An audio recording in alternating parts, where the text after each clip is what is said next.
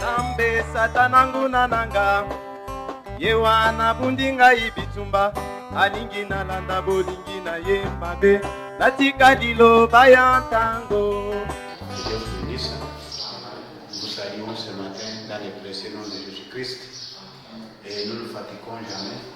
C'est pourquoi nous venons encore ce matin auprès de vous avec le message afin que pendant ce temps de confinement, que chacun de vous soit fortifié par la parole de Dieu et par la prière. C'est pourquoi je vais vous demander, nous allons lire dans le livre de Saint Ésaïe, Ésaïe chapitre 45, le verset 22 et le verset 23.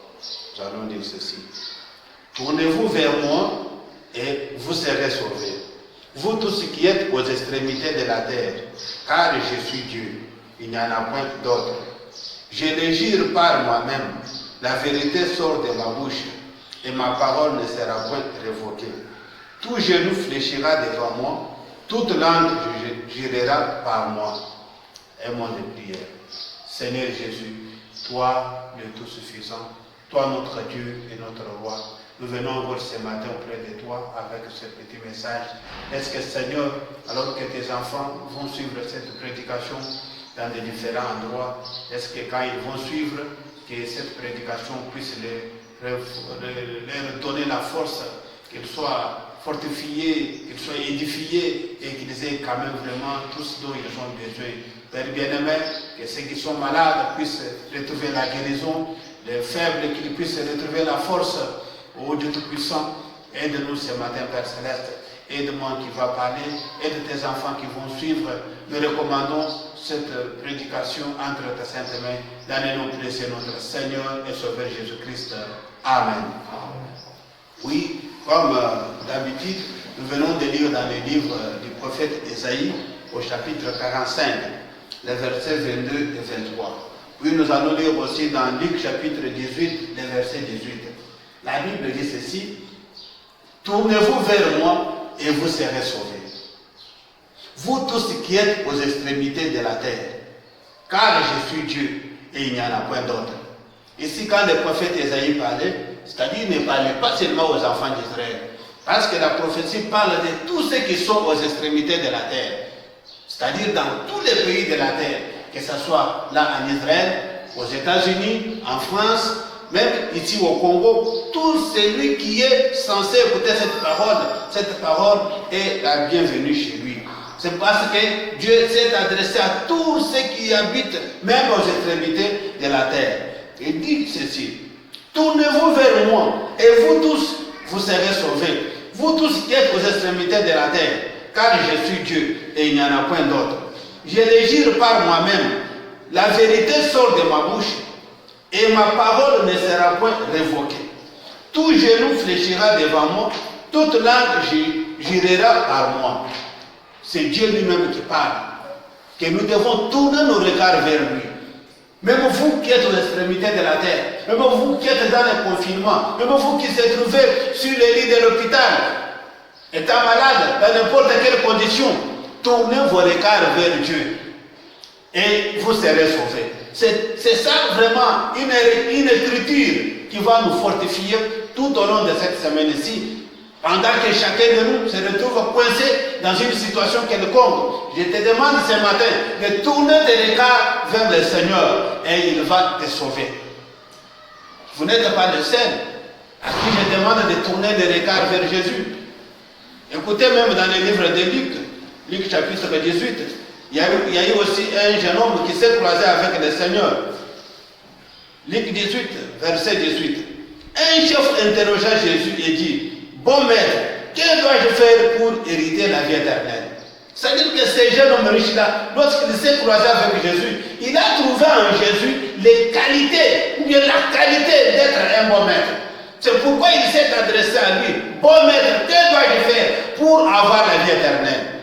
Jésus même s'est exclamé, il a dit, oh, pourquoi m'appelles-tu bon? Il y en a des bons que Dieu seul. Jésus s'est exclamé, parce que ce garçon avait fait une grande découverte dans la vie de Jésus. Il avait tourné ses regards vers Jésus, il a vu que Jésus était le bon maître. Et bien sûr, Jésus était le bon maître. C'est pourquoi il s'est adressé à lui. Il a posé avec le Seigneur Jésus et il a eu quand même le résultat dans sa vie. Bien-aimés frères et sœurs, tournons nos regards vers le Seigneur Jésus-Christ et il y aura quand même de bons résultats. Nous ne pouvons jamais nous fatiguer. La maladie ne peut jamais nous décourager. Le confinement, tout ce qui se fait sur la terre, rien ne peut nous séparer de l'amour de Christ. Comme le disait Paul. Il disait, qu'est-ce qui va nous séparer de l'amour de Christ? Serait-ce la faim, la nudité, ou le péril, ou l'angoisse? Rien ne peut nous séparer de l'amour de Christ. Nous devons tous nous abandonner à Dieu et être toujours derrière sa parole. Écoutez, dans le message, tournez le regard vers Jésus. C'est un message, je vais lire dans le message du 22 janvier 64. Je vais commencer au paragraphe 7 jusqu'au paragraphe 12. La Bible, le prophète lui dit ceci. Plusieurs disent, nous avons entendu ceci depuis beaucoup d'années. Tournez-vous vers moi, tournez-vous vers moi. Oh, nous avons entendu une fois, on disait, oh, tournez-vous vers moi. Même les prophètes disaient, tournez-vous vers moi. Même Jésus avait dit, tournez-vous vers moi. Nous avons bien entendu ces choses plusieurs années. Eh bien, c'est vrai. Mais la chose est que, la question est celle-ci. Que voyez-vous lorsque vous regardez? Lorsque on vous interpelle, détournez le regard vers Dieu. Mais quand vous regardez là, qu'est-ce que vous voyez? On vous a demandé cela depuis longtemps. Tournez-vous vers moi. On entend les gens dire, regardez. Les gens disent, regardez là-bas. Quand on vous dit regardez là-bas, on interpelle votre attention. C'est-à-dire, on cherche à vous détourner. Ou bien, de sorte que vous puissiez regarder dans un autre sens. Voir quelque chose ou voir quelqu'un. S'il mentionne le mot regarder, cela signifie faire attention. Ou lever les yeux, regarder ou faire attention.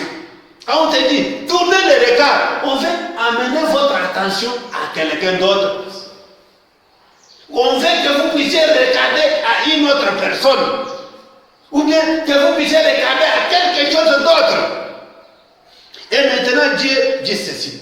Tournez-vous vers moi. Je suis Dieu et il n'y en a point d'autre. Maintenant c'est Dieu qui s'engage. Il dit que tournez-vous vers moi. Je suis Dieu et il n'y en a point d'autre. C'est-à-dire que sur toute la terre, il n'y a qu'un seul Dieu. Et c'est ce Dieu-là qui vous demande ce matin de sorte que vous puissiez tourner vos regards vers lui. Je me demande, dans un temps comme celui-ci dans lequel nous vivons maintenant, à quoi devrions-nous regarder qui pourrait être plus solide que Dieu? À quoi pouvons-nous regarder? Quelque chose qui serait solide comme Dieu? Je pense qu'il n'y en a pas. Il n'y a que Dieu seul qui est solide. Il n'y a que Dieu seul qui est notre absolu. C'est pourquoi il est avantageux de tourner le regard vers lui. Et Dieu est la parole. Ainsi, regardez à la parole de Dieu aujourd'hui pour avoir la réponse.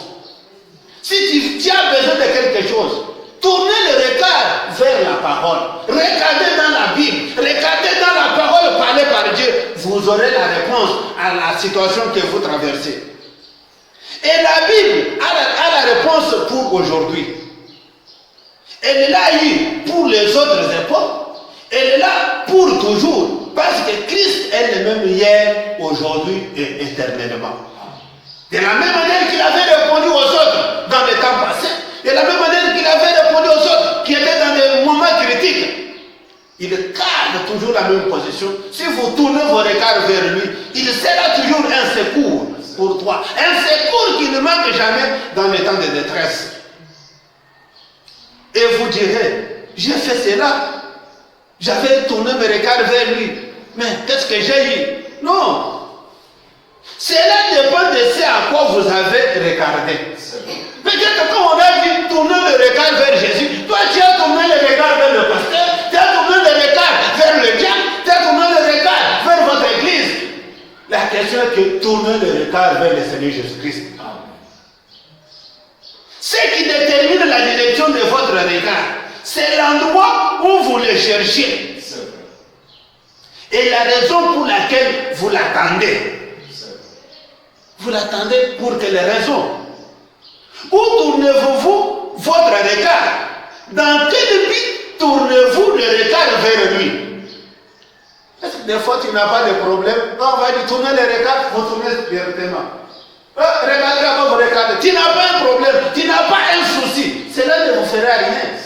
Quand Jésus marchait, il y avait seulement des nécessités. Ceux qui avaient des problèmes, qui venaient auprès de lui et qui étaient secourus. Si toi tu n'as pas un problème, la présence du Seigneur ne vous fera rien. Parce que si vous voyez son parcours, il y avait seulement ceux qui avaient des problèmes, ceux qui avaient des difficultés. Lorsqu'ils tournaient leur regard vers lui, ils étaient secourus. C'est pourquoi ça dépend de ce que vous cherchez quand vous tournez le regard vers lui. Cela dépend seulement de ce que vous cherchez et de ce que vous trouvez. Qu'est-ce que vous cherchez ce matin? Et cela se trouve toujours dans la parole. C'est dans la parole où il y a tout. Bien-aimés frères et sœurs, dans le message, il vient et suis-moi. C'est un message du 1er juin 63, le paragraphe 14 et 15. Le prophète nous dit ceci. Je pense que l'expression « viens, suis-moi » serait le meilleur conseil que je pourrais donner. C'est la suite du verset 18. De Luc 18. Mais le verset 19 à 20, c'est là où se trouve cette question. Quand le jeune homme a reconnu le Seigneur en son temps, il a causé avec Jésus. Jésus lui a dit, je vois que ce que tu dis c'est la vérité. Maintenant, tu dois me suivre. Va vendre tout ce que tu as et puis viens et suis-moi. Si je parlais à 10 000 enfants ou si je parlais juste à ceux à qui je parle, c'est un ordre et c'est l'occasion la plus glorieuse. Je pense qu'il n'ait jamais été offert à quelqu'un et c'est spécialement à une jeune personne lorsque Dieu peut lui dire « suis-moi ». Même à un vieillard, même à n'importe qui, c'est une occasion à ne pas manquer. Si le Seigneur te disait « viens et suis-moi », c'est-à-dire la première des choses, tu dois tourner le regard vers Jésus. Quand tu le vois, s'il te dit de le suivre, vous devez le suivre. Et si du moins tu l'as découvert dans ta vie, vous aurez toujours à suivre quelqu'un. Comprenez ça? Vous aurez toujours à suivre quelqu'un dans la vie. Maintenant, c'est juste. Vous pouvez vous en souvenir. Vous avez toujours suivi quelqu'un. Et la façon dont vous suivez cette personne, soyez sûr de celui que cette personne-là est en train de suivre. Amen. Si la terre, on est censé toujours suivre quelqu'un. Si vous voyez même un petit enfant, quand il vient dans le monde, il est entre les bras de sa maman. C'est sa maman qui va lui montrer, qui va l'aider à parler, qui va l'aider à marquer son premier pas. L'enfant sera toujours derrière sa maman. Après quoi, la maman va le confier à son papa. L'enfant va commencer à être derrière le papa. Le papa va le confier à son tuteur ou bien à l'école pour que l'enfant soit enseigné. L'enfant va suivre maintenant les enseignements de l'école. Et après quoi, il y a aussi quelqu'un qu'on doit suivre. Après l'école, après les parents, il y a le Seigneur Jésus-Christ. C'est celui. Quand vous n'aurez pas de parents, quand vous n'aurez pas, vous aurez peut-être fini les études. Comme vous, c'est seulement les études qui vous préoccupent. Mais il y a quelqu'un vers qui vous devez tourner le regard. C'est le Seigneur Jésus-Christ. C'est lui-même qui peut consolider vos études. C'est celui qui peut vous soutenir dans les études, même dans la famille, dans n'importe quelle chose que vous faites. Et le prophète nous dit que dans la vie, il est toujours vraiment important de suivre quelqu'un. C'est-à-dire, il est obligatoire de suivre quelqu'un.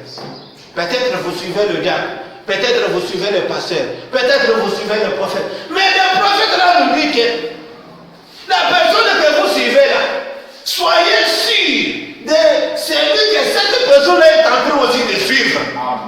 C'est-à-dire que quand vous suivez le pasteur a aussi quelqu'un qui le suit. Et si vous suivez ce pasteur-là, c'est-à-dire que celui qui est devant lui, ce n'est plus le pasteur. C'est-à-dire il y a quelqu'un plus que le pasteur. Si c'est le prophète que vous suivez, devant lui, là, il y a quelqu'un plus que le prophète. Et c'est le Seigneur Jésus-Christ. C'est-à-dire quand vous le suivez, soyez sûr de celui qui le suit aussi. Parce que c'est le dernier là qui détermine votre destination. Bien-aimés frères et sœurs, Paul a dit une fois, soyez mes imitateurs, comme moi je le suis de Christ. Dans le temps de Paul, on imitait la vie de Paul. La vie de Paul était un exemple. Mais ce n'était pas fini. Paul aussi imitait Christ. Du temps d'Irénée, les gens imitaient Irénée. Les gens imitaient Martin dans leur temps. Mais Martin, Irénée, les autres, imitaient le Christ. C'est pourquoi aujourd'hui, même si nous pouvons imiter Frère Branham aussi était un exemple. Il suivait aussi Jésus-Christ.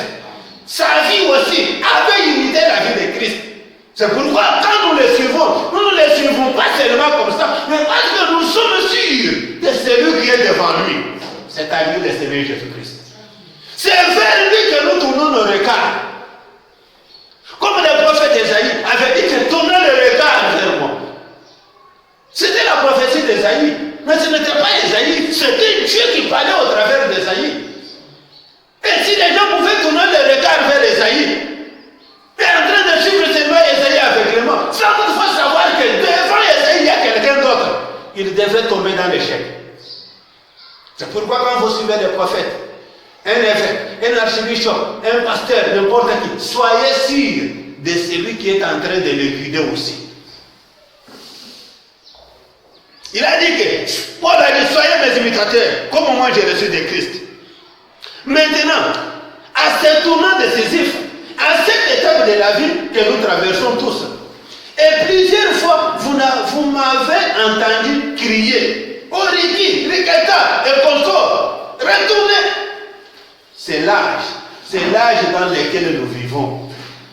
Il ne s'agit pas vraiment de ces gens-là. Il s'agit de vous. C'est vous. J'écris derrière vous. Retournez sur la bonne voie. Pourquoi? Parce qu'un prophète, quand il est là pour conduire le monde entier. Quand il voit un groupe de gens en train de sortir de la ligne, quand il voit une certaine église, un certain pays sortir de la ligne de la commune du Saint-Esprit, il va crier, retournez tous, retournez sur la ligne. Pourquoi? Parce qu'il sait que lorsqu'ils vont retourner sur la ligne, ils vont croiser celui pour qui le prophète est en train de servir. Je retourne dans les messages, tourner les regards vers Jésus. Toujours du 22 janvier 64. Le paragraphe 30 dit ceci. Parfois les gens viennent. Un homme vous jugera par le genre de vêtements que vous portez. On vous regarde comme ça, un homme mal habillé comme ça, est-ce que moi je peux le suivre? Vous ne pouvez pas juger quelqu'un par la manière dont il est habillé. Si vous ne portez pas de vêtements ecclésiastiques et que sais-je encore, alors vous n'êtes pas considéré. C'est comme aujourd'hui. Si vous ne prêchez pas avec un costume, avec l'école, comme je ne sais pas, si vous prêchez un tricot, on va dire, oh, celui-ci n'a pas dit. C'est comme si ce sont des vestes qui prêchent. Non. Ne jugez pas la personne de la manière qu'elle est habillée. Parce que celui qui prêche, ce n'est pas les habits, c'est l'homme qui est à l'intérieur. C'est le Saint-Esprit, c'est l'appel que Dieu a mis en lui. Écoutez, le prophète nous dit, si vous n'êtes pas habillé d'un habit ecclésiastique, et que sais-je encore, alors vous n'êtes pas considéré. Ils n'auront rien à faire avec vous. Parfois, ils veulent regarder pour voir quel genre d'instruction vous avez. Ça, c'est un autre volet. Tu peux venir là-bas, bien habillé, mais si tu n'as pas un bon français, les gens vont te fuir. Est-ce que c'est les Français qui sauvent? Si vous prononcez correctement vos mots, ils vont vérifier. Et si vous vous tenez correctement, et comment vous employez vos noms et vos pronoms? Franchement, moi je ne sais pas ce que c'est un nom ou un pronom. Je ne saurais vous le dire ainsi. C'est exclu pour moi. Je n'en sais rien. Je ne peux pas faire la différence entre un nom et un pronom. Qui l'a dit comme ça? Les prophètes majeurs. Je connaissais cela quand j'étais à l'école, mais je l'ai oublié il y a longtemps. Mais si tu peux les juger, oh, là, il fallait dire, un homme, il a dit, non, oh, comme ça, je ne fais pas de trucs. Ce n'est pas ça. nous allons atterrir. Ne jugez pas la personne par la manière dont il parle le français ou l'anglais ou la langue que vous préférez. Parce qu'après tout, toutes les langues que nous avons, c'est un produit du péché. Toutes les langues que nous avons, là dans la Genèse, on ne parlait pas le français, on ne parlait pas l'anglais. Quand Jésus est venu sur la terre, il ne prêchait pas en anglais, il ne prêchait pas en français. Il parlait sa langue maternelle, qui des fois jusqu'à aujourd'hui, on est en train de chercher sa voix pour savoir dans quelle langue il avait prêché. Mais tout ce qu'il avait prêché, qui pouvait le contredire? C'est-à-dire qu'il n'y a pas question de prénom, il n'y a pas question de vocabulaire, il est question de la vie qui sort. Parce que c'est cette vie-là qui va vous sauver. Écoutez, et bien regardez aujourd'hui. Parce qu'aujourd'hui, les gens, si tu n'as pas présenté ton diplôme de licence en doctorat, tu n'es pas qualifié à prêcher. Nous allons y arriver. Et peut-être tu verras un homme qui sort de la bourse, mais rempli du Saint-Esprit, qui n'a pas étudié. Mais lorsqu'il vous montre le Seigneur Jésus-Christ, vous allez le juger par la manière dont il est habillé, par le niveau des études. Non, même Pierre qui avait prêché la parole, il n'avait pas étudié. Jean et les autres, Jésus lui-même, nous allons y arriver. Il n'avait pas étudié. Mais qui pouvait les contrecarrer? Qui pouvait vraiment s'opposer à sa prédication? Dans le message, regarde, un message du 28 mars 63 et du 28 avril 63, je m'excuse. Le paragraphe 26 jusqu'à 28. Eh bien aujourd'hui, tout le monde regarde, tout le monde entend quelque chose. Et il attend que quelque chose arrive. Qu'est-ce qui va arriver? Nous savons que le monde observe constamment les cieux avec les radars et les écrans que nous avons installés à travers le monde. Chaque nation, pour sa propre défense, a un nez magique, pour ainsi dire, s'attendant à voir apparaître quelque chose sur cet écran.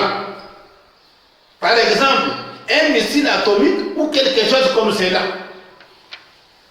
Chaque nation est en train de surveiller. On risque de nous bombarder. On risque d'envoyer des ennemis chez nous. Ils s'attendent toujours à quelque chose. Alors, ils ont là quelque chose à renvoyer à celui qui leur a envoyé. Tout est dans l'expectative. La compagnie Ford s'attend à fabriquer une meilleure Ford, une meilleure voiture Ford. Oh, ça c'est un ancien modèle. Nous allons envoyer maintenant vraiment un modèle là, vraiment quelque chose de confort. La maison Chevrolet attend de fabriquer une meilleure Chevrolet. Phoenix attend de devenir une ville plus large et meilleure. La nation attend davantage, elle veut étendre davantage ce territoire, sa propre extension. Si vous voyez aujourd'hui, toutes les villes prennent toujours de l'extension. On était moins nombreux, maintenant on est confinés. Il y avait les parcelles de 50 mètres carrés pour finir au 30 mètres carrés. Oh, ça ne tient pas 20 mètres carrés. Maintenant il y a des morcellement partout. C'est plein partout. Et vous allez là où il y avait des brousses, il n'y a plus la brousse. C'est quoi ça? Toutes les villes ne prennent que de l'extension. C'est aussi un signe du temps de la fin.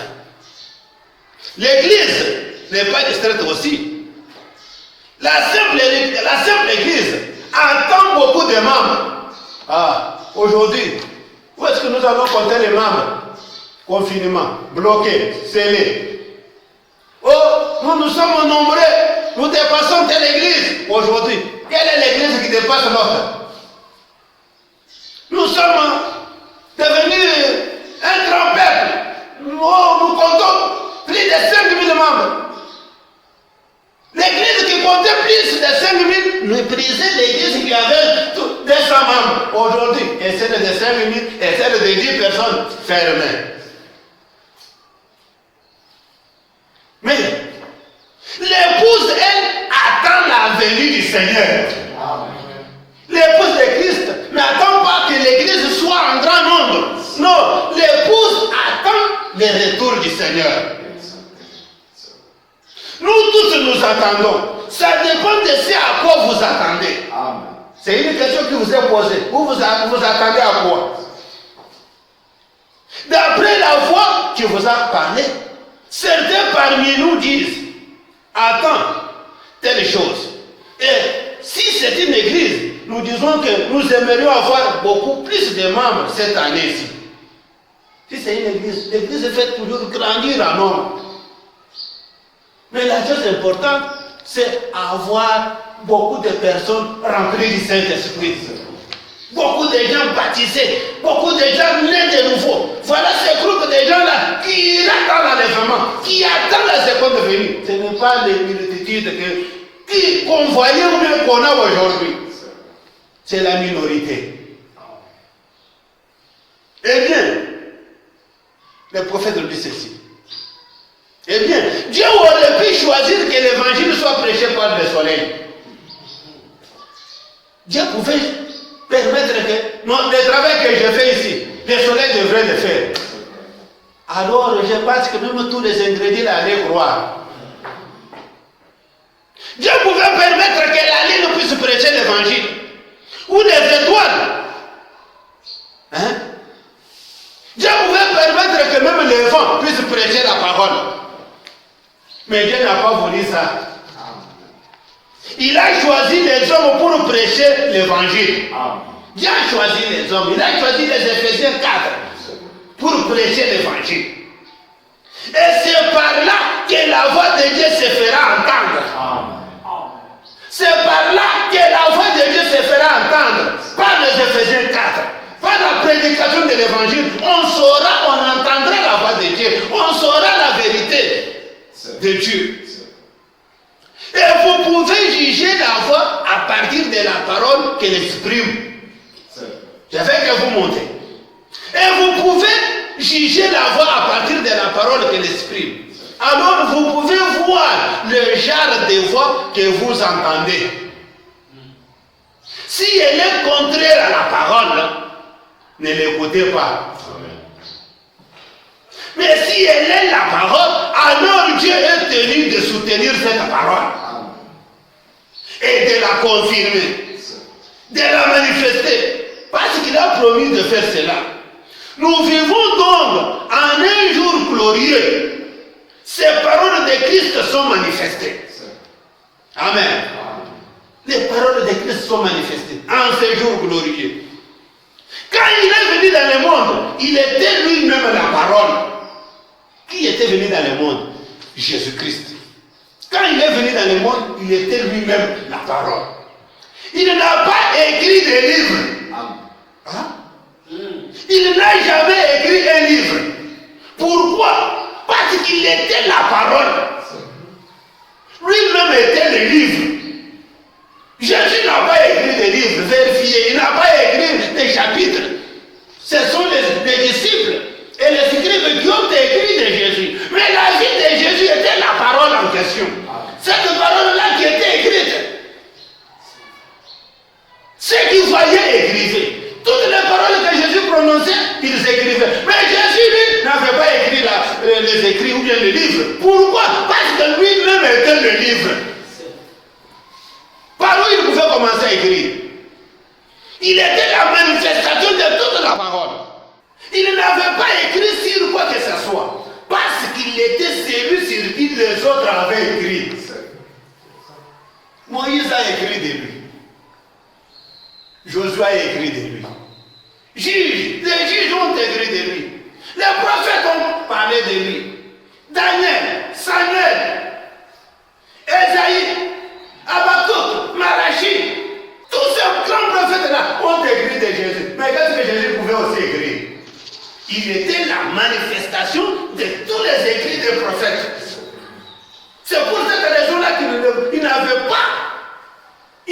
pas le moyen d'écrire. Lui-même était les écrits, cette chair. C'est pourquoi il disait aux pharisiens et aux autres, quand il disait, oh, nous avons Moïse comme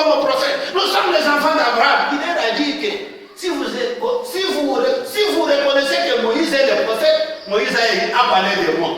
Vous m'auriez aussi connu. Si vous étiez les enfants d'Abraham, vous m'auriez aussi cru, parce qu'Abraham a vu mon jour et il s'est vécu. C'est là où ils se sont élevés pour dire que toi tu n'as même pas 50 ans. Quand est-ce que tu as vu Abraham, notre père? Il a dit qu'Abraham a vu mon jour et il a tressailli de joie. Pourquoi Abraham parlait toujours de Christ? Tous les prophètes, Jacob, Joseph, tous ont parlé de Jésus-Christ. Par conséquent, il n'a rien écrit de sa propre main. Il était la parole elle-même. Il est le même hier, aujourd'hui, éternellement. Il demeure donc toujours la parole. Jésus n'avait pas besoin d'écrire. Lui-même était cette Bible dans son entièreté. Tous les prophètes de l'Ancien Testament ont parlé de Jésus. L'Ancien Testament pointait Jésus. Le Nouveau Testament pointait toujours Jésus. C'est-à-dire que le calvaire a noué l'Ancien et le Nouveau Testament. Jésus qui était au calvaire là, il était la parole faite chair. Il était l'accomplissement de tous les écrits de tous les prophètes de la Bible. Raison pour laquelle il n'a pas écrit un livre. Je pense que vous suivez. Quand il est venu dans le monde, il était la parole. Et voici c'est à quoi je pense ce soir. Seigneur, accorde-nous de regarder au-delà du rideau de temps. J'étais juste un petit coup d'œil, voir ce qu'il en est. Nous sommes ici ce soir dans un grand combat. Ou ce matin, nous sommes dans un combat. Les vrais contre les faux. La parole contre la théologie moderne. Marchant d'apporter la parole de Dieu. L'apporter aux gens, alors que l'ennemi cherche à le cerner de tous côtés. Mais une seule personne constitue la majorité des dieux. Une seule personne. Là où vous êtes, même dans la carrière, c'est toi qui fais la majorité des dieux. Vous représentez Dieu et toute son église. Là dans la société, là au marché, dans la famille, là, vous êtes la majorité des dieux. Ne dites pas que je suis seul. Il y a un prophète qui disait, oh Seigneur, on a tué tous les prophètes, je suis resté seul. Dieu est venu lui dire, tu n'es pas seul. J'ai encore 5 minutes. Vous ne savez pas là où il y a le dépôt de Dieu. Parce que Dieu n'a pas écrit les livres. C'est pourquoi, vraiment, il n'avait pas besoin d'aller à l'école. Qu'est-ce que Jésus pouvait aller étudier à l'école? Lui-même était la parole. Mais quand il parlait, les gens s'étonnaient. Il parle avec autorité. D'où lui vient de cette connaissance? Lui-même n'a pas étudié. Il était la connaissance faite chair. Il était la vérité. Il était la foi. Il était tout ce que les prophètes avaient parlé. Si vous jetez un regard de l'autre côté, vous verrez quelque chose de grand. Comme nous parlons, notre sujet c'est tourner le regard vers Jésus. Dans la difficulté dans laquelle vous vous retrouvez là. Si vous tournez le regard vers Jésus, vous allez trouver la solution. C'est ce qu'Ésaïe nous a dit. Il a crié disant, tournez le regard vers moi et vous serez sauvés. Cela suffit. Dans la difficulté. Parce que les gens aujourd'hui, ils n'ont pas le temps de tourner le regard vers Jésus, mais ils ont assez de temps de regarder les douleurs, regarder les temps de difficulté. Mais ils n'ont pas le temps de tourner le regard vers Dieu. C'est pourquoi les maladies demeurent dans les corps des gens. Les difficultés persistent dans les familles des gens. Parce qu'ils ne tournent pas le regard vers Jésus, mais ils ont le regard tourné vers les douleurs. Oh, cette maladie ici, ça fait mal. Oh, cette douleur ici. Oh, il y a ceci, il y a cela. Oh, la difficulté. Mais il y a quelqu'un qui dépasse cette difficulté-là. Et c'est lui qui vous demande ce matin de tourner vos regards vers lui. Il est la solution.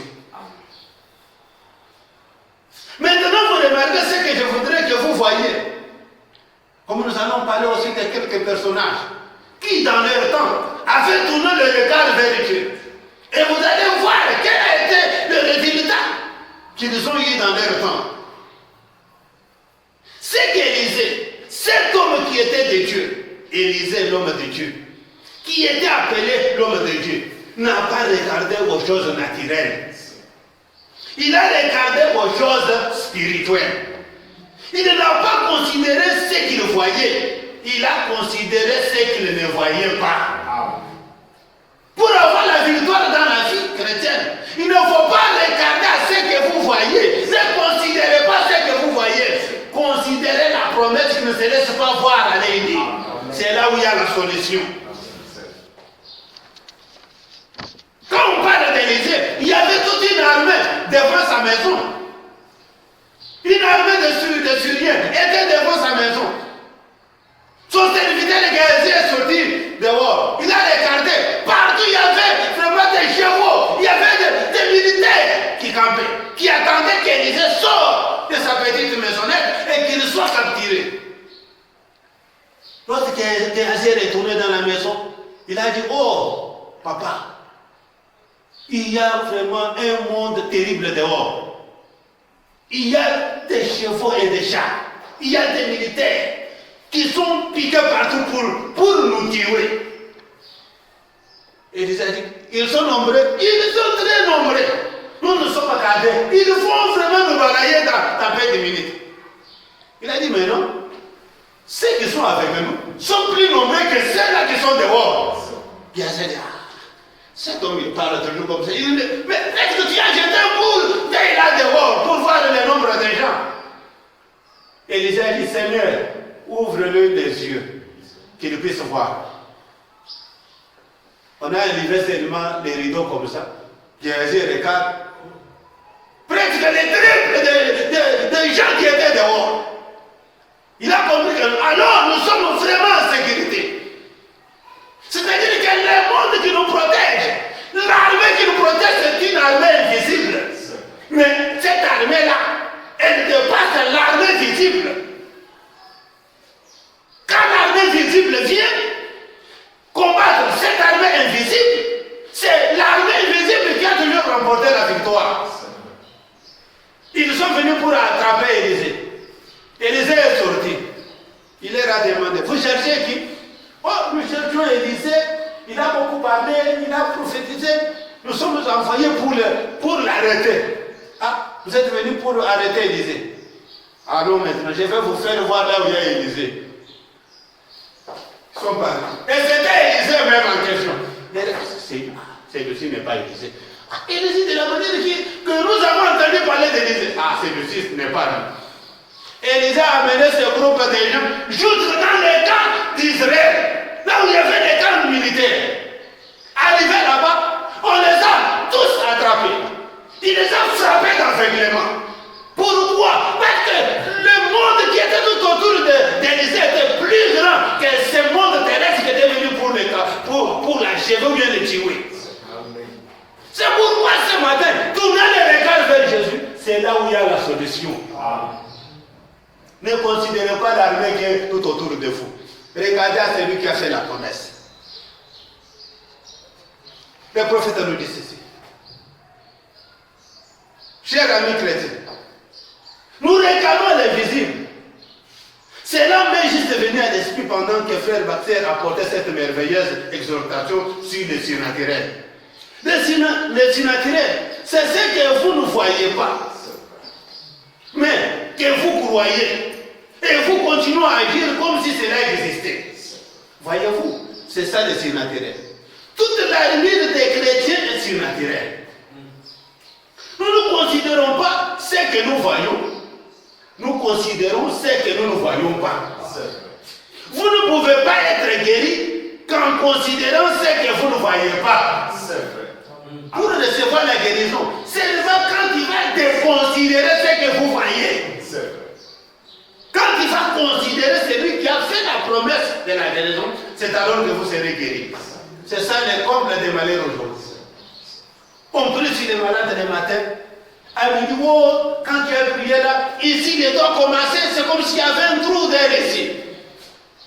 Vous allez vous mettre la main là-bas, vous priez, les autres, non, c'est la jambe maintenant. Finalement, tu as la foi ou bien tu n'as pas la foi. L'armée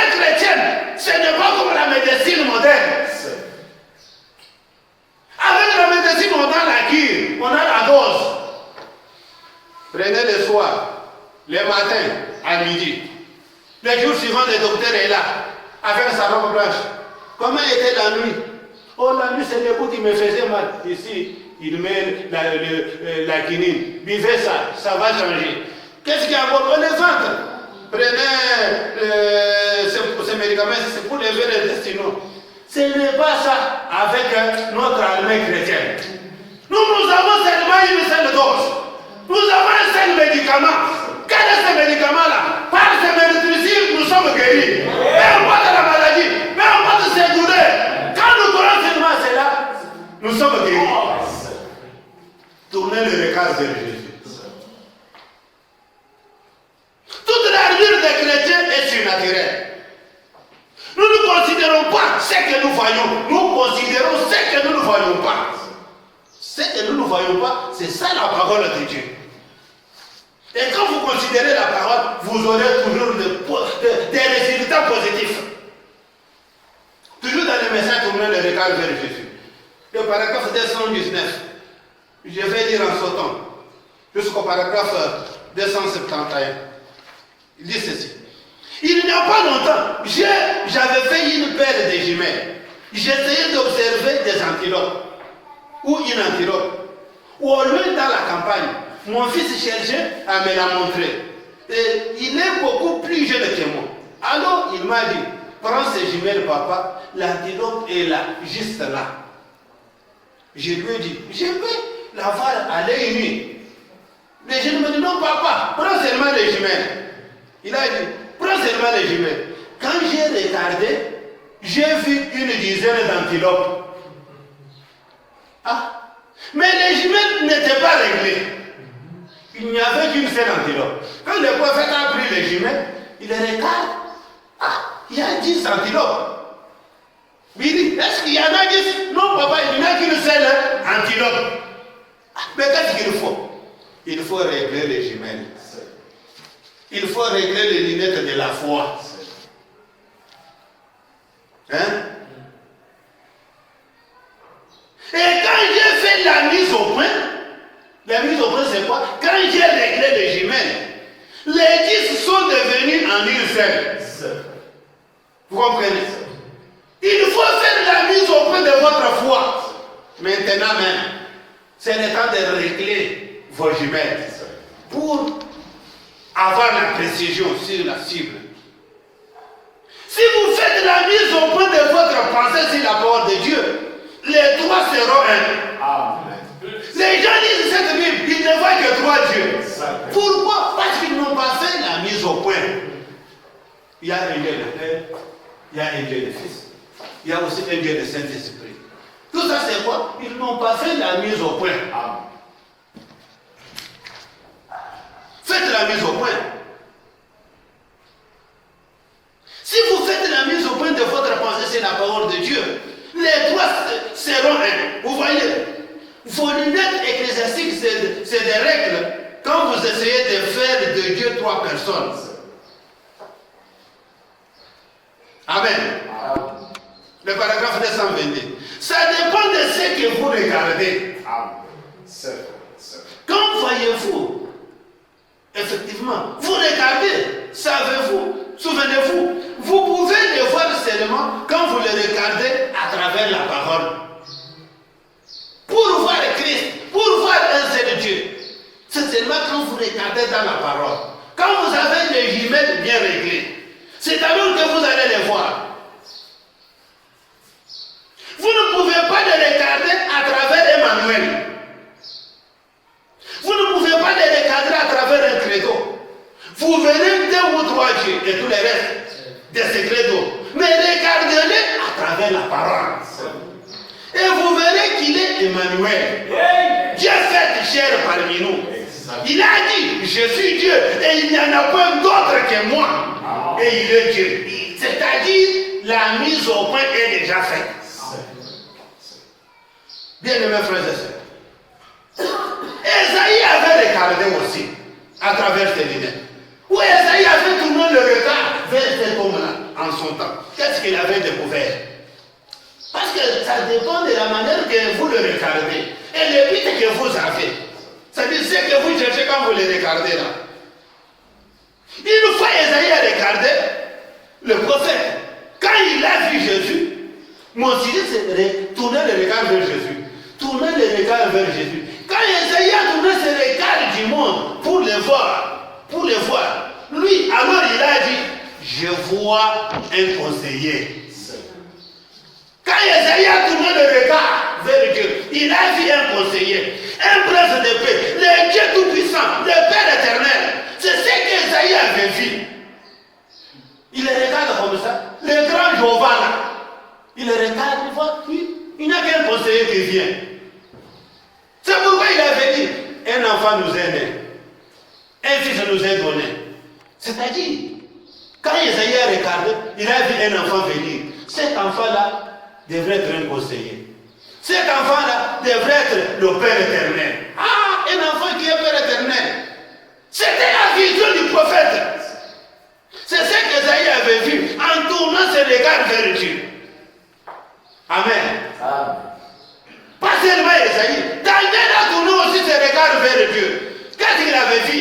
Il avait vu une grande pierre qui tombait de la haute montagne sans le secours d'une main. Et qui est tombée, qui a écrasé la statue. Oh, de la Nabucodonosor. C'est-à-dire que chacun de nous, si nous tournons le regard vers Dieu, il aura sa propre révélation. Selon le problème que tu as. La façon que moi je le vois dans les Saintes Écritures, c'est différent de la manière que tu vas le voir. Parce que nous avons des problèmes différents. Nous avons des objectifs différents. Tournez le regard vers Jésus. Et si vous tournez le regard vers lui, vous aurez la chose que vous sollicitez là. Nabucodonosor en son temps avait tourné le regard vers Dieu. C'était lorsqu'on avait mis les trois Hébreux dans le feu. On croyait que le feu allait vraiment le brûler. Shadrach, Meshach et Abednego ont marché dans le feu. Nabucodonosor est venu. Il regarde dans le feu. Ah, je vois 4 personnes. Eh, vous, combien de gens avez-vous jeté dans la fenêtre? Nous avons jeté 3. Oui, il y a 3 au roi. Les rois les 4, oh non, il y a 4. Vous comprenez? Pourquoi? Le 4e était là. La 4e personne était là, qui était le Fils de Dieu. L'intervention rapide. C'était quand? Pendant une période de difficulté, comme celle que vous traversez là. Hein? Mais quand vous regardez, qu'est-ce que vous voyez? Jean-Baptiste a retourné aussi les regards vers lui pour voir comment était ce Dieu-là. Quand Esaïe a crié, un enfant nous est né, Jean a dit que non, moi aussi je vais voir. Nabucodonosor a dit que non, c'est un fils de Dieu. Quand Jean-Baptiste regarde, lui il voit la colombe. Ah, j'ai vu la colombe descendre du ciel et entrer dans cet homme de Jésus. Vous comprenez? C'était sa propre révélation. Amen. Ce n'était pas fini. Même Noé, en son temps, il avait tourné le regard vers Jésus. Quand il a tourné le regard pour le voir, Noé a vu le juste jugement de Dieu descendre sur les gens de ce monde qui avaient rejeté sa parole. Hein? Noé regarde, il voit seulement le juste jugement qui descend sur la terre pour frapper les gens qui avaient refusé la parole de Dieu. Ah, Noé, c'est ce que toi tu as vu. Voilà ce que Noé a dit. Quand il a tourné le regard vers lui. Ce n'est pas fini. Même Moïse aussi. Quand il a tourné ce regard vers cet homme-là, il a eu aussi sa propre révélation. Comme le prophète nous a dit au départ, que ça dépend de ce que vous cherchez quand vous tournez le regard vers lui. Ça dépend de votre situation quand vous tournez le regard vers lui. Noé vivait dans le temps de la destruction. Quand il a tourné le regard vers Dieu, il a vu le jugement qui allait s'abattre. Et il a vu qu'il faut être sauvé. Dieu lui a dit de préparer une arche. Et Moïse, quand il a tourné le regard, qu'est-ce qu'il a vu? Quand il paissait le troupeau de son beau-père, il tourne le regard derrière, il voit un buisson ardent. Vous voyez, Dieu a plusieurs manières de se révéler. Dieu a plusieurs manières d'agir. Ça dépend de la manière qu'il va se révéler à vous. Mais il est l'unique et seul Dieu. Moïse a vu un buisson ardent, une colonne de feu. Une colonne de feu était venue dans un buisson. Et quand Moïse s'en est approché, il a dit, ôte tes souliers, car je suis. Hein? Car je suis. Maintenant, si vous pesez ce terme-là, je suis, c'est au passé, au présent et au futur. Je suis. Au passé, hein? Au présent et au futur. Je suis. C'est-à-dire, il est toujours présent. Quelqu'un qui ne change pas. Un être qui ne change pas. Il est toujours présent. La colonne de feu. Celui qui était dans le buisson là s'appelait Je suis. Aujourd'hui, il est Je suis. Demain, il est Je suis. Hier, il était Je suis. Oui. Aujourd'hui, je suis. Le lendemain, il est Je suis. C'est pour prouver qu'il est Hébreu 13, 8. Il est le même hier, aujourd'hui et pour toujours. Amen. Tournez le regard vers Jésus. Israël a regardé. Quand Israël a tourné aussi le regard dans le désert. Ah, qu'est-ce qu'il y a? Nous sommes en péril. Nous sommes mordus par le serpent. Quand Israël a tourné le regard, il a vu aussi un serpent de reine qui était élevé par une perche. C'était quoi? Ce serpent-là, c'était la solution à toutes les morsures de serpents dans le désert. Celui qui tournait le regard vers ce serpent de reine-là, il était guéri de sa morsure. Dans le voyage, si vous tombez malade, ne grinez pas. Relevez votre tête. Il y a un serpent de reine quelque part. Il y a la guérison quelque part pour vous. Amen. Qu'est-ce qu'Israël avait vu? Il a vu les souffrances de Christ. Le jugement qu'il a pris sur lui. Pour les maladies, en fait, nous savons qu'il est le serpent qui représentait l'expiation. Ce n'est pas fini. Les disciples ont regardé aussi pour voir. Lorsque les disciples ont regardé à lui, lorsqu'ils étaient sur une mer agitée, ils ont vu venir les seuls secours qu'ils pouvaient recevoir. Hein? Le même Dieu là. Lorsque la mer était agitée, il y avait une forte tempête. Les disciples étaient en péril. Qui va nous secourir la nuit? Seul au milieu de la mer. Ils ont vu quelqu'un marcher sur la mer. Ah! Oh, fantôme, il a dit, je ne suis pas un fantôme. Pierre a dit, mais qui es-tu? Je suis Jésus. Ah! Jésus, sur l'eau, en train de marcher sur la mer. Si c'est toi aujourd'hui que je marche, maintenant viens ici. Oh! Il a sauté de sa barre. Pierre a commencé à marcher sur la mer. Il va, il regarde, Jésus qui était là. Il dit, ah, Jésus, là où il est, l'eau est devenue seule, ou bien qu'est-ce qu'il y a? Il y a toujours une intervention rapide, en cas de détresse. Mais quand Pierre a commencé à raisonner, il dit, oh, il y a des vagues, c'est-à-dire que je marche sur la mer. Il a commencé à s'enfoncer. Et comme il s'enfonçait, Jésus a tendu sa main. Il l'a saisi, il vient ici. Jésus était sur la mer. Là où Pierre s'enfonçait, c'était toujours dans la mer. Mais il a pris, venez ici où je suis. C'est-à-dire là où Jésus était, c'était sec. Une eau sec. Vous ne voyez pas qu'il est le même qui avait fendu la mer rouge. Qui avait fait que la mer puisse avoir un mur solide. Quand Pierre était à côté de lui, il a dit, ah, j'allais mourir vraiment. Un homme de peu de foi. Viens à mes côtés ici. Si Jésus n'avait pas saisi Pierre, il allait s'enfoncer. C'est pourquoi la seule main qui peut nous soutenir en cette période, c'est la seule main de Dieu. C'est la main de Seigneur Jésus-Christ. C'est la main ignoble de Dieu. c'est un secours qui ne manque jamais. Ne vous croyez pas que dans cette difficulté-là, il y a quelqu'un qui vient dans les ténèbres, dans les temps de difficulté-là, il vient pour vous secourir. Juste comme le cas de Marthe. Marthe avait déjà enterré son frère Lazare. Mais quand il a vu Jésus venir, Marthe a laissé tout ce qu'elle faisait. Elle est allée auprès de Jésus. Elle a dit, oh, maître, si tu étais ici, mon frère ne serait pas mort. Mais je sais que maintenant que tu es là, tout ce que tu vas demander à Dieu, Dieu va te le donner. Jésus lui a dit, ton frère va ressusciter. Oui, je crois, tu dois ressusciter au dernier jour. Pas au dernier jour. Maintenant même que je suis ici, je suis la résurrection et la vie. C'est comme si la résurrection et la vie. C'est-à-dire que ton frère va ressusciter aujourd'hui. Alors, va là où vous l'avez enterré. Marthe a dit à Marie que la scène a changé. Ils sont allés là-bas.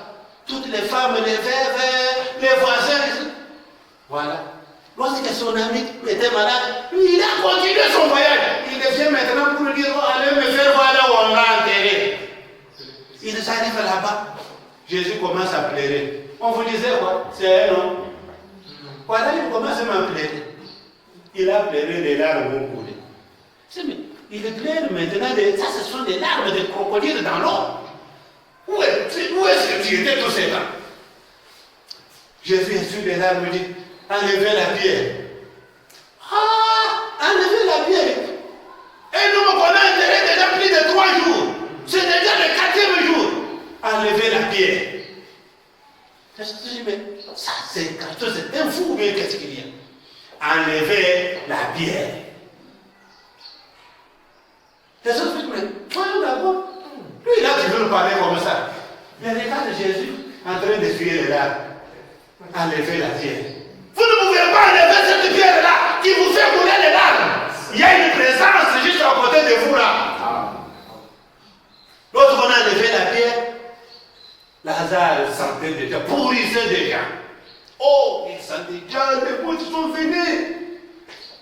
Enfin, seulement cet homme-là qui ne pesait pas même 50 kilos, redresser ses épaules et dire, oh Père, je te remercie parce que tu m'as toujours exaucé. Quand est-ce qu'il avait prié pour que Dieu puisse l'exaucer?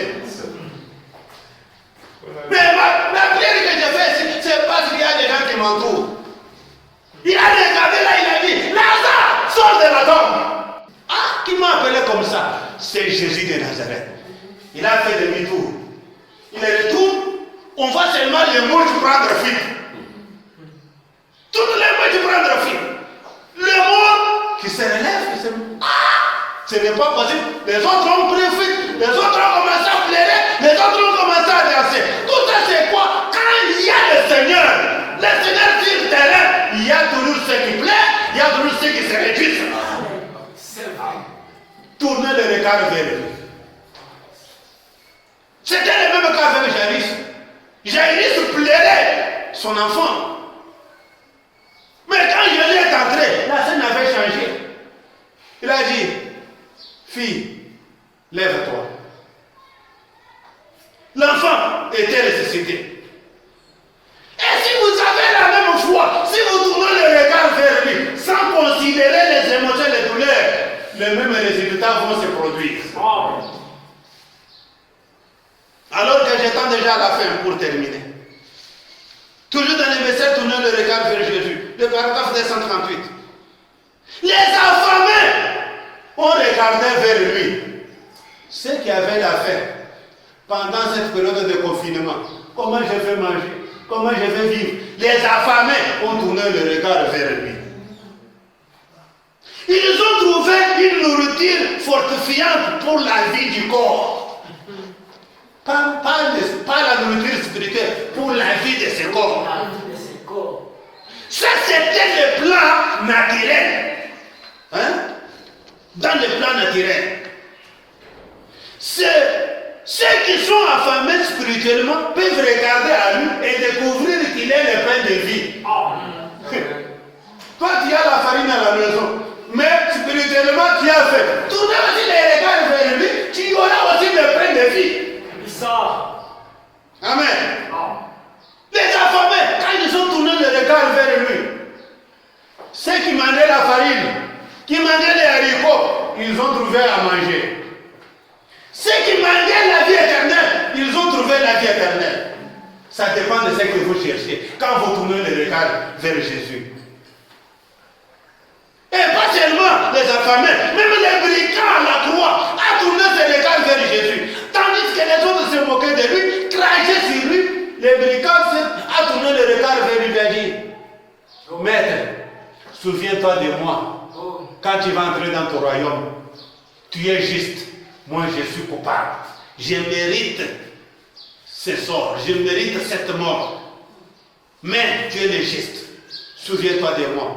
Jésus qui paraissait fatigué, qui paraissait mourant de mort, il a redressé la tête et a dit, pas demain, ce soir, je serai avec toi dans le paradis. Une intervention rapide. Oh, si un brigand, un voleur, peut trouver quelque chose, quand il a tourné le regard vers lui, que dirais-je? Même les démons ont demandé, pas seulement les brigands. Il a trouvé les démons qui avaient enchaîné un homme dans le cimetière. Quand il est arrivé là-bas, ils ont dit, oh fils de Dieu, qu'est-ce qu'il y a entre toi et nous? Notre temps n'est pas encore arrivé. Pourquoi vous avez lié cet homme? Nous te demandons.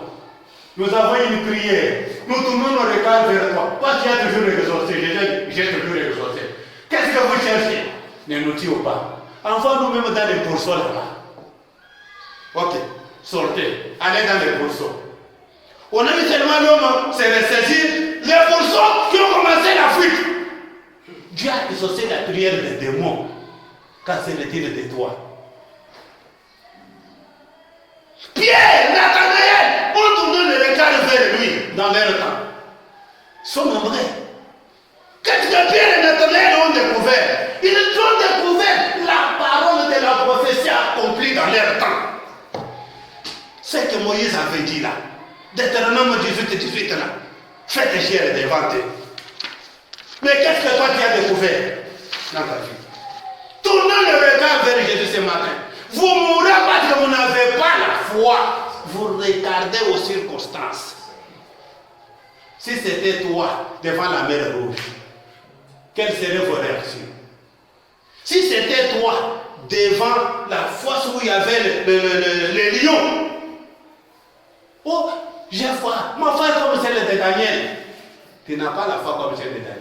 Parce que les simples douleurs sont en train de vous mettre par terre chaque jour. La famine, les pains, vous amènent toujours par terre. Mais quand ces gens-là ont tourné le regard vers Dieu, les lions ont reconnu Dieu dans Daniel. Le même Dieu de Daniel là, c'est le même Dieu que nous vous prêchons ce matin. Tournez vos regards vers lui et vous aurez quelque chose. Pas seulement Nathanaël, même Pilate,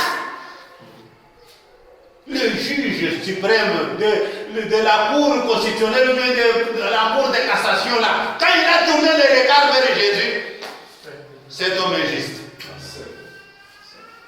Cet homme est juste, vous l'accusez pour rien. Pendant qu'il était en train de suivre le procès, il a vu un messager venir de sa femme. Qu'est-ce qu'il y a?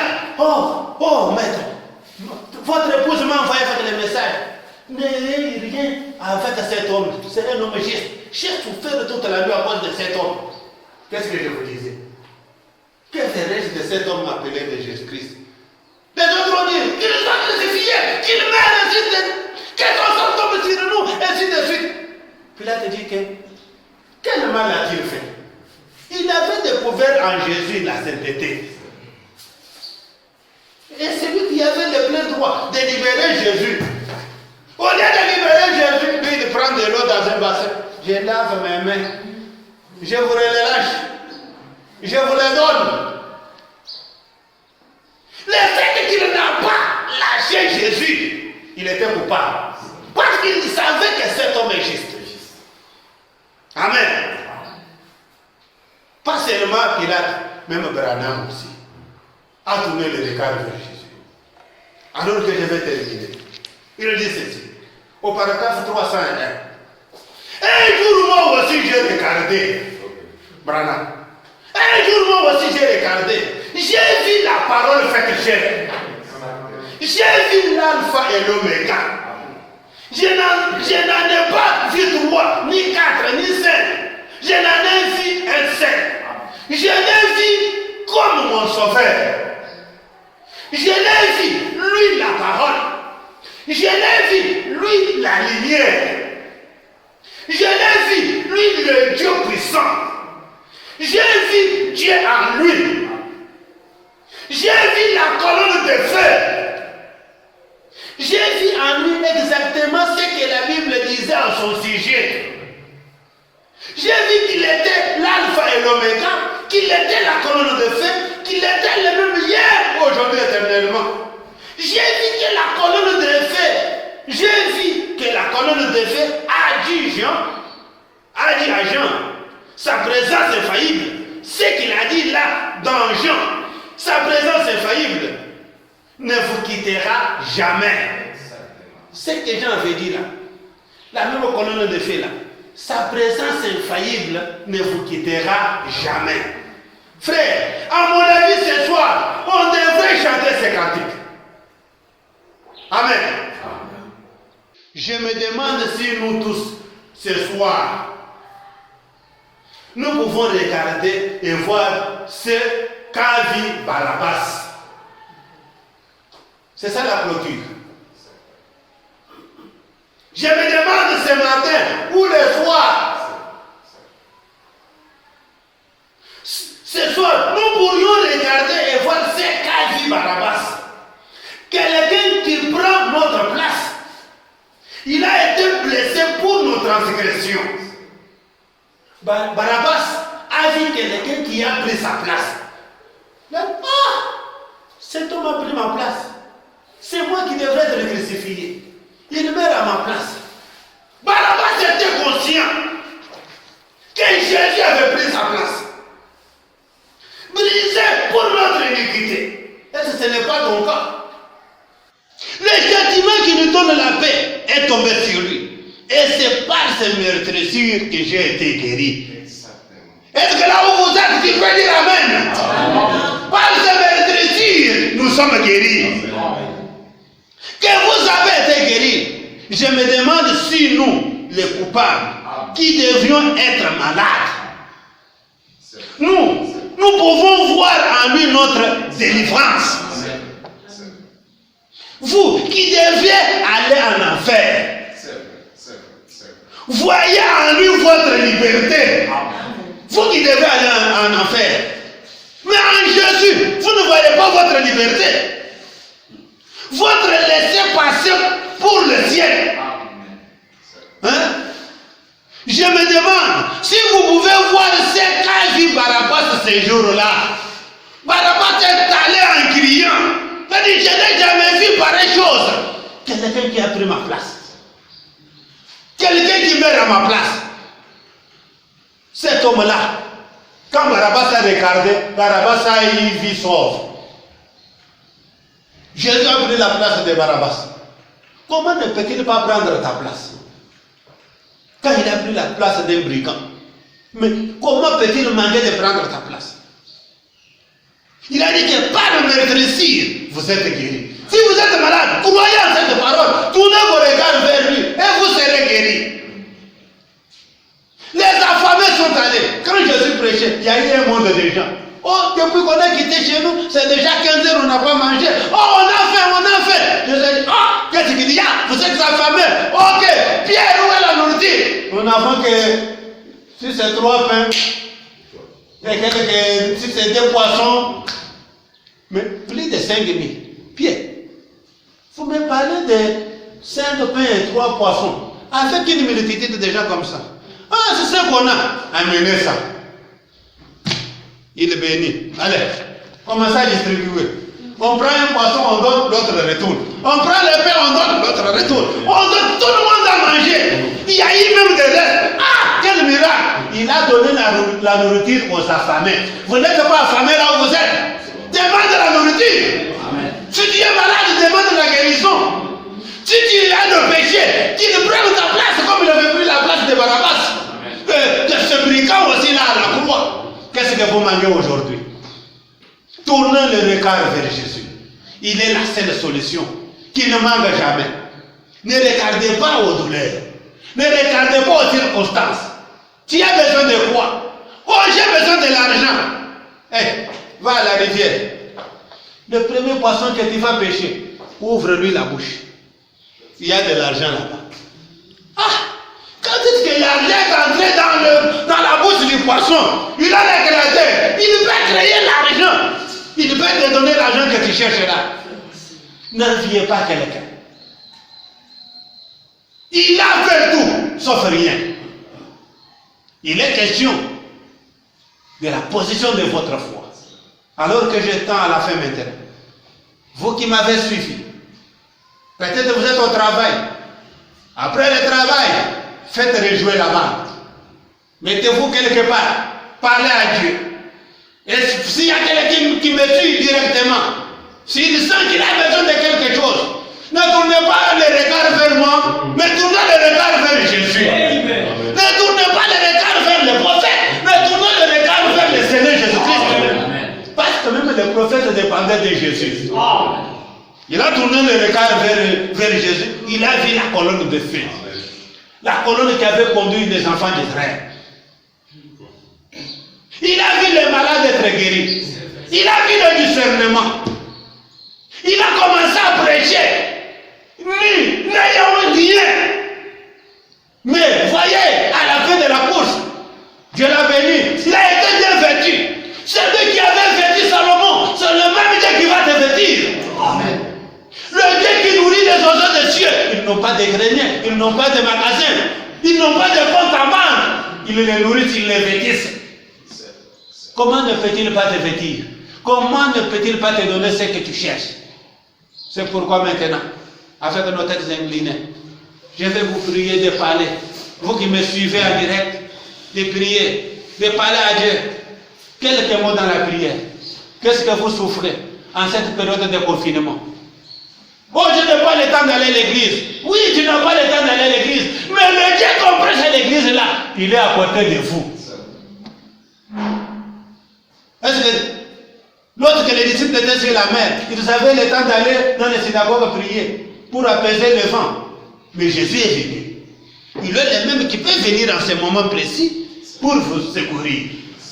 C'est pourquoi, mon bien-aimé frère, ma bien-aimée soeur, je te demande ce matin, de grâce, tournez le regard vers Jésus.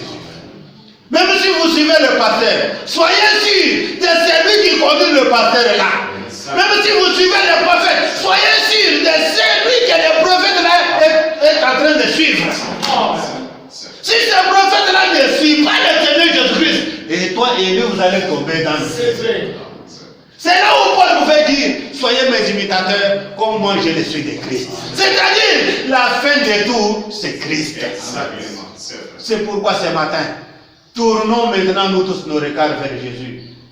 Adressons, demandons à Jésus. Faites la prière. Demandez tout ce que tu as à Jésus. Il a tout sauf rien. C'est lui qui a créé le ciel. C'est lui qui a créé la terre. Les minéraux, les cobalt, les cuivres, l'or, les thym, l'uranium, tout ça c'est Dieu qui a créé. Si tu as besoin de cobalt, demandez. Toi qui cherches le cobalt, demandez, c'est Dieu qui en a créé. Tu cherches de l'or, c'est Dieu qui a créé de l'or, il va te le donner. Tu cherches de l'argent, c'est Dieu qui a créé l'argent. Amen. Il donne tout ce dont vous avez besoin. Il ne manque de rien. Et le prophète nous dit, il a tout un magasin. Dans son magasin, il y a beaucoup de choses. Et quand vous allez entrer, vous vérifiez, vous voyez que là, tu n'as pas trouvé la chose que tu cherches. Et la chose que tu cherches est dans l'étage. Prenez l'échelle, escaladez, montez, grimpez, allez jusque dans les greniers, prendre ce que Dieu t'a promis. Amen. La réussite. Oh, on a arrêté les cours alors que je suis en 6e. Comment je vais décrocher mon diplôme? Il va décrocher. C'est vrai. Il est, comme je l'ai parlé la fois dernière, Jéhovah pourvoyeur. Ou Jéhovah Jireh. Il pourvoit à tous nos besoins. Oh, j'étais déjà dans la 2e licence. Voilà, on a confiné tout. J'ai mal comment terminer. Il n'y a rien d'hasard devant Dieu. Dieu savait qu'on va arrêter. Peut-être c'est pour votre bonheur. Dieu peut-être attendait que tu termines et que tu aies déjà directement de l'emploi. Tu termines, tu trouves déjà du boulot. Avec nos têtes inclinées, avec cette petite chanson, chacun va parler à Dieu dans la prière. Laisse-moi marcher, Seigneur, par où tu es passé, je me conduisant vers le ciel. Oh, oh, partout donne la joie aux gens abandonnés. Remplis-moi chaque jour, Jésus, remplis-moi, remplis-moi chaque jour d'amour, l'amour de Dieu, comme je marche avec la colombe, laisse-moi marcher toujours avec chant et sourire. Remplis-moi chaque jour d'amour.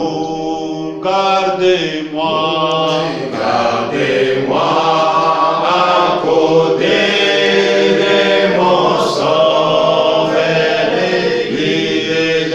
Ne me laisse pas dans les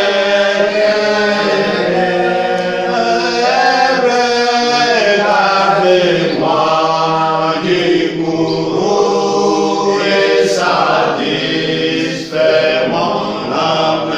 Rappelez-moi chaque jour d'âme. Jésus, remplis-moi, remplis-moi chaque jour d'amour, l'amour de Dieu, comme je marche avec la colombe,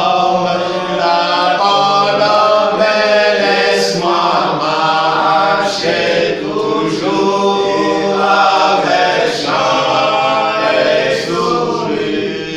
Remplis-moi chaque jour d'amour. Oh, bientôt, bientôt fini la course, la fin de mon voyage.